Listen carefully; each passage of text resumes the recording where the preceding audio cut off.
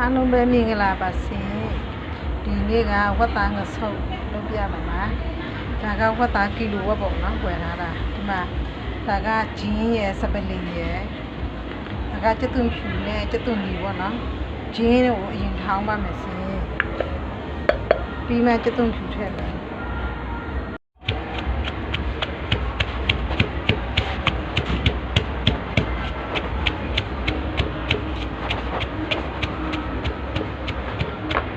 စပလင်ညက်သွားပြီဆိုရင်ဝတ်သားထည့်မယ်ပြီးတော့ဒီမှာကအချိုမှုတ်စားစနွေးမှုတ်လွတ်တီမှုတ်အသားမှုတ်ပေါ့နော်အဲ့ဒါကိုဒီမှာလောင်းထည့်လိုက်မယ်တခါလေပြီးလို့ဆိုရင်ပန်းထည့်မယ်နော်ပန်းကူကီဒီပန်းထည့်ရပန်းခေါက်ကြောက်လည်းရတယ်ဒီပန်းလည်းရတယ်နော်ပြီးထောင်းမယ်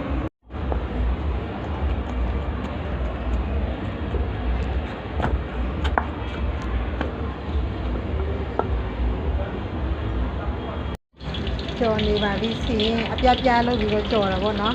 အဲ့ဒါဆိုတက်မြတ်တယ်လေအညာဟိုစားကောင်းလေလှုပ်စားကြည့်ကြနော်ဝတ်သားငဆုပ်ပါရှင်